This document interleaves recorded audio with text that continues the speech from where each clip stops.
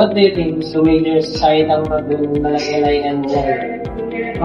Hi, I'm Miles from BioCT. So I think the major societal problem the Malay city is facing now is I think water interaction. There are some areas of Malay experiencing water interaction with no problem.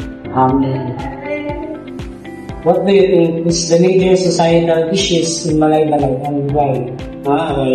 First thing datang electronics po ang pa sa Malay gang merkado grabang lagot sila sa okay ni morning session then kami is gabi bitaw limitado din sa tanang bantaw ng mga laptan mga buwangan ba sila pay wagi ko sila kay wow pag Malay then kami lang ta ambay ba hit ba birawang ka na daw kabalo nga paano mo kayo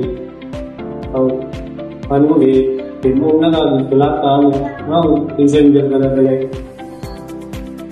What do you think is the major societal issue in Malay Balay? So I think ang pinaka-common na societal issues dito sa Balay in regards of high school, elementary or colleges is bullying. Bullying may not be common now kay 2025 there are modern standards na.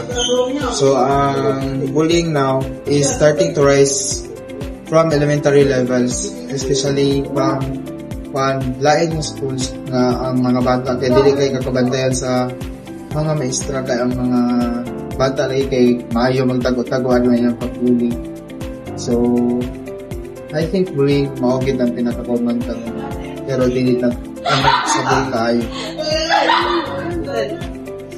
What do you think is the major societal issues in Malay and why? I'm Patricia Chavez, a third-year PSA student in Brazil. I think the major societal issues concerning the Malay people are the public utilities, particularly the electricity. Because as a student, electricity is an important part of our household, especially that I have a lot of school activities and we also use electricity to do our daily household activities. So I think public utilities, especially electricity, is a right and that the people behind the electricity should provide a good service to its citizens. What do you think is the major societal issues in Malay and why?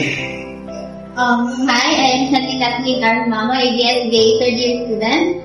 For me, the major societal issues Malay is facing is the water distractions, which came without any prior notice. Because I feel like everyone should know kung kailan mawawala yung utility. That's what makes